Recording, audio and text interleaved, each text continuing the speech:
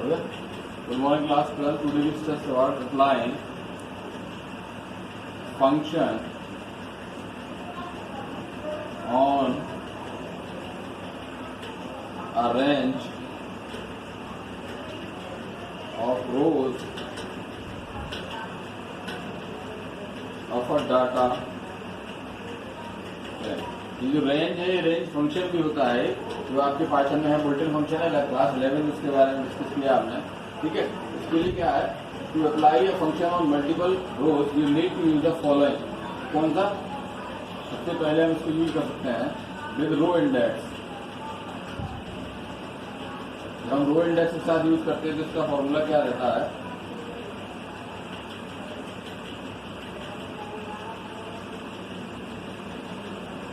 Data frame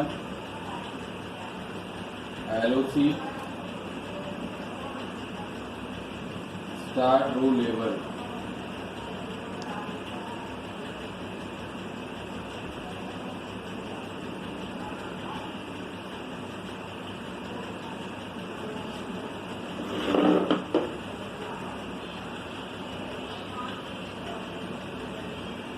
and row level ये one. और अगर दूसरा तरीका है हमारा वो ये है with index number. With index में अगर आप लेंगे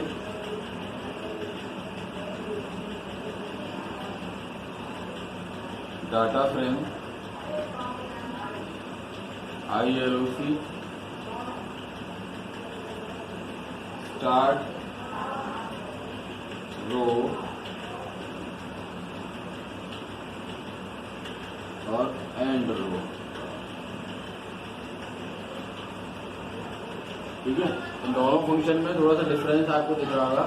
वहां पे रो का लेवल लिखना है, यहाँ पे रो का नंबर आप लिखेंगे. ठीक है, स्टार्ट रो कहाँ है, मतलब first row, second row, third row. यहाँ रो का लेवल जो नाम दिया गया होगा, हो जाएगा स्टेट्स के नेम दे रखे हैं रो में, तो इंडिया, दिल्ली, गुजरात, आंध्र प्रदेश, उत्तर प्रदेश, जो भी है वो आपको लिखना पड़ेगा. कहाँ पे? यहाँ पे इसका नंबर लिखना पड़ेगा. ठीक है, ये था पिछले के साथ. अब जो मेन आज का टॉपिक है वो है हमारा पाइवेटिंग.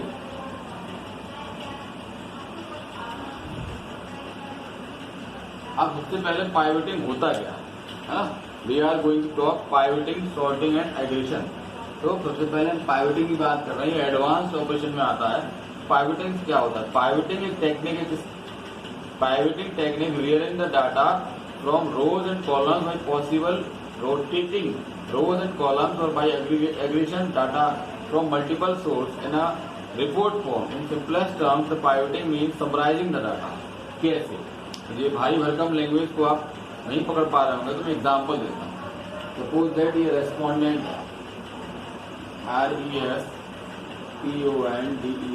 ठीक है, ये हो गए आपके क्वेश्चन और ये हो गए आपके आंसर.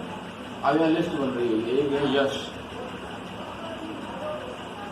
फिर से यश, फिर से यश और फिर से यश.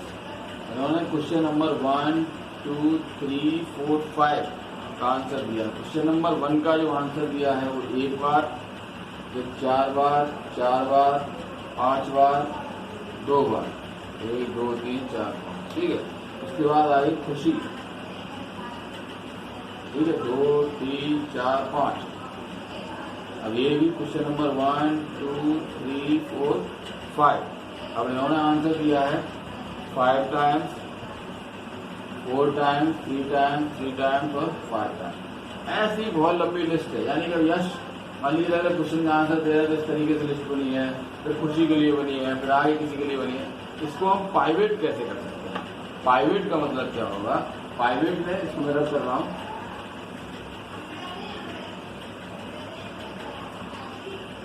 पाइवेट में क्या होगा, ये कुछ तरीके से बन जाएगी. रेस्पोंडेंट, इससे आपको अच्छी समझ में भी आएगी. रेस्पोंडेंट में यश, खुशी, हमारी उसके नीचे एक नाम था निशा. ठीक है, अब इधर क्वेश्चन क्या था? क्वेश्चन 1, 2, 3, 4 और 5. अब इसने क्वेश्चन कितनी बार अटेम्प्ट किया? 1 टाइम्स, ये 4 टाइम्स, ये 4 टाइम्स, क्रिएट 5 टाइम्स और ये 2 टाइम्स। यहाँ से क्लियर समझ में आ रहा है कि यस ने पहला क्वेश्चन 1 बार अटेम्प्ट किया है, दूसरा क्वेश्चन 4 बार अटेम्प्ट किया है, तीसरा क्वेश्चन 3 बार अटेम्प्ट किया है, चौथा क्वेश्चन 5 बार और पांचवा क्वेश्चन 2 बार अटेम्प्ट किया है, जो कि हमें वहाँ पे काउंट करने पड़ रहे थे। अगर हम खुशी की बात करें तो खुशी ने पहला क्वेश्चन 5 बार, दूसरा क्वेश्चन 4 बार, तीसरा क्वेश्चन 3 बार, उसके बाद चौथा क्वेश्चन भी 3 बार और पांचवा क्वेश्चन 5 बार रिपीट किया है। अगर हम निशा की बात करते हैं तो ये 3 बार, 2 बार, 5 बार, 1 बार और 2 बार। ये जो फॉर्मेट आपको दिखाई दे रहा है, इससे आप जो आसानी से समझ सकते हैं, आप कोई भी डाटा एक्सट्रैक्ट कर सकते हैं। तो पाइवटिंग से क्या होता है कि उतरा बिखरा लंबा चौड़ा सा जो डाटा फॉर्म फ्रेम होता है उसको हम समराइज करके एक अच्छे से फॉर्मेट में, उसके लिए भले ही हमें रोटेट करना पड़े, कॉलम्स को रो बनाना पड़े, रो को कॉलम्स बनाना पड़े, उससे कोई फर्क नहीं पड़ता, लेकिन डाटा ऐसे इफेक्टिव लुक में हमारे सामने आता है, उसको समझ सकते हैं। सपोज दैट अगर हम यस की बात करें तो क्वेश्चन नंबर 1 की रिपोर्ट यहाँ पे आ गई, क्वेश्चन नंबर 2 की यहाँ से ले लेगा, 3 की यहाँ से ले लेगा, 4 की यहाँ से 5। अगर हम किसी से पूछें क्वेश्चन नंबर 4 सबसे ज्यादा कितनी बार अटेम्प्ट किया, 5, 3, 1, आंसर यश। क्वेश्चन नंबर 4 सबसे कम बार किसने अटेम्प्ट किया, 1, आंसर निशा। क्वेश्चन यश ने सबसे कम बार कौन सा अटेम्प्ट किया, क्वेश्चन नंबर 1। सबसे ज्यादा बार कौन सा अटेम्प्ट किया यश ने, क्वेश्चन नंबर 4। तो ऐसे कई सारे सवाल जो है डाटा फ्रेम ऑब्जेक्ट्स में जो निकलते हैं, उनके बारे में आसानी से पाइवटिंग के थ्रू जो है, पाइवटिंग फंक्शन के थ्रू हम इसको जो है आराम से समझा सकते हैं, उसको सॉल्व कर सकते हैं। ठीक है, अब इसमें आपको क्या लग रहा है, presume list the second view is a summarised representation. जो पहले वाला था उससे ये जो सेकंड व्यू है वो कैसा है, समराइज्ड है, और सेकंड व्यू में converted row data to column.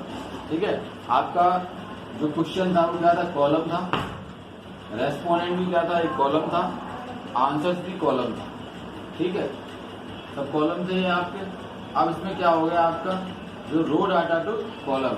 अब रो में क्वेश्चन नंबर 1 आंसर ही सब रो में थे, क्वेश्चन नंबर 1, क्वेश्चन नंबर 2, ये किस में कन्वर्ट हो गए, कॉलम में कन्वर्ट हो गए ये। ठीक है, इस तरीके से ये सिस्टम चलता है। मेरी समझ में आपको ये समझ में आ गया होगा। अगर आपको समझ में नहीं आया है तो आप उससे पूछ सकते हैं। अब पाइवट फंक्शन का यूज कैसे होता है, ये तो पाइवट फंक्शन होता क्या है, तो अगर हम यूज करते हैं तब क्या होता है, और उसके बारे में थोड़ी डिटेल और देखते हैं।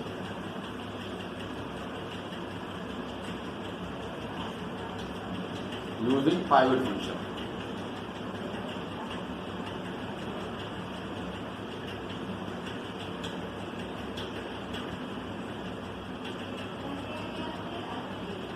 पाइवट फंक्शन कैसे यूज हो, अब उसके लिए एग्जाम्पल ले लीजिए। एग्जाम्पल आपके नोट्स में है, मैं ब्लैक बोर्ड पे टाइम वेस्ट नहीं करूंगा। ठीक है, इसके लिए आपको लिखना पड़ेगा एक प्रोग्राम। ठीक है, आप जब प्रोग्राम टाइप करेंगे तो प्रोग्राम जो आपका टाइप होता है उसी तरीके से टाइप होगा। फिर प्रोग्राम टाइप करने के बाद आपके सामने क्या होगा, एक प्रिंट आउट निकल के आएगा। ठीक है, जैसा आप प्रिंट आउट चाहेंगे वो प्रिंट आउट एक बार मैं आपके पहले चलिए मैं आपको लिख दूं कि एक्चुअली करके आ रहे हैं। ये ट्यूटर हो गए,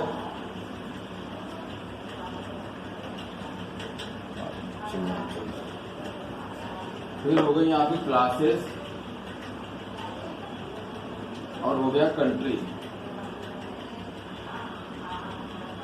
ठीक है, ट्यूटर में आपका ले लिया हमने A, B, C, D, E। आपको नोट्स वाला के नाम मिलेंगे। क्लासेस ले लिए हमने 28, 36, 41, 32 और 40। ठीक है, कंट्री ले ली हमने 1, 2, 3, 4, 5। स्ट्रिंग में नाम ले लिया हमने कुछ भी। अब इसमें अगर हमें करना है क्या, फंक्शन यूज करना है, कौन सा पाइवट, उसके लिए आप प्रोग्राम लगाएंगे, प्रोग्राम लिखेंगे आप आराम से इस चीज को प्रिंट कराने के लिए। ठीक है, पांडा को इंपोर्ट कराएंगे,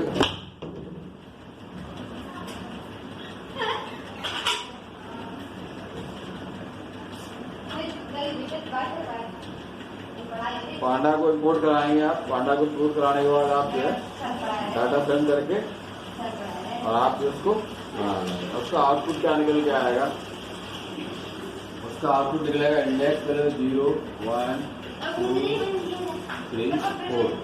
उसके बाद क्लासेस,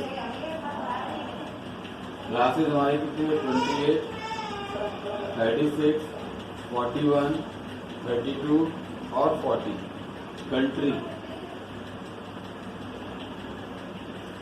कंट्री आपकी जो है हो गई आपकी 1, 2, 3, 2 और 4। 1, 2, 3, 2 और 4, क्योंकि यूएसए 2 बार है, मतलब जो उसमें है इसमें यहाँ 2 बार है ये, ठीक है।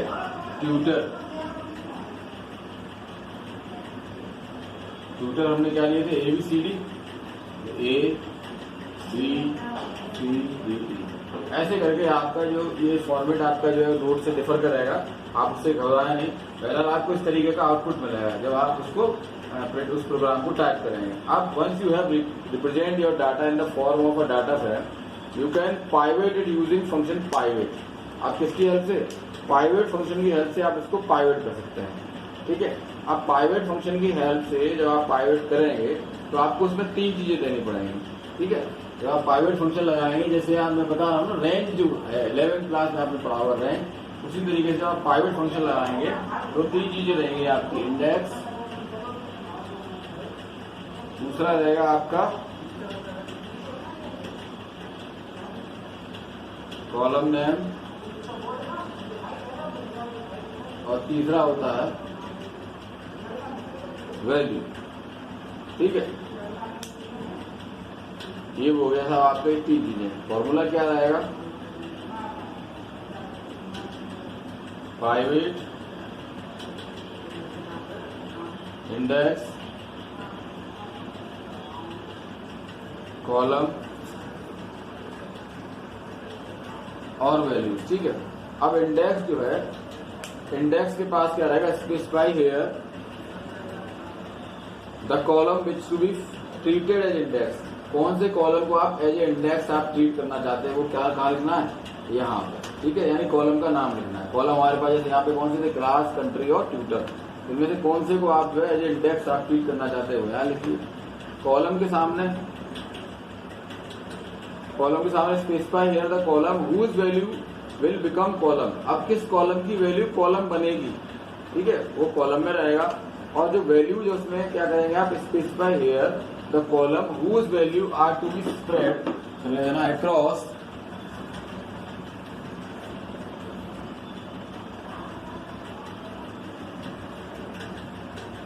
specify here the column whose value are to be spread across the database created as per specified index and column, ठीक है। तो इस तरह की वैल्यूज आपको यहाँ पे पुट करानी है, इंडेक्स, कॉलम और वैल्यूज में, ठीक है।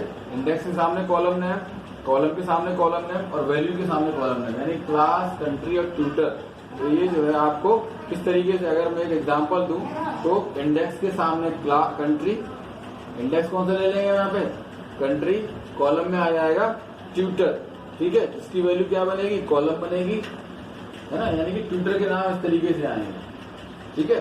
देखो समझने की कोशिश करो, इंडेक्स में क्या आया, कंट्री, तो इंडेक्स की जो कंट्री थी हमने क्या ली थी, ABCD, ये तो हो गया आपका इंडेक्स।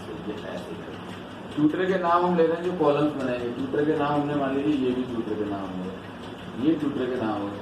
अब जो तीसरा है वैल्यूज, वैल्यूज में क्या बचता है फिर हमारे पास, क्लास इन चीजों में भरी जाएंगी, यहाँ पे इसमें जो आएगा वो क्लास आएगा। क्लियर, समझ में आया आपको, अब तो एग्जांपल समझ में आएगा। हम इंडेक्स में ले रहे हैं क्या, कंट्री, ठीक है, कॉलम्स में ले रहे हैं ट्यूटर और वैल्यूज में ले रहे हैं क्लास। तो इंडेक्स किसका बन गया, कंट्री का, ठीक है। यूएसए, जापान, जो भी लिया आपके जो कंट्री है आपके, इसमें USA, UK, Japan, USA, Brazil है, ये क्या बन जाएंगे आपकी इंडेक्स। कॉलम क्या बन जाएंगे आपके ट्यूटर, ठीक है, तायरा, गुरजोत, अनुसार जो भी है।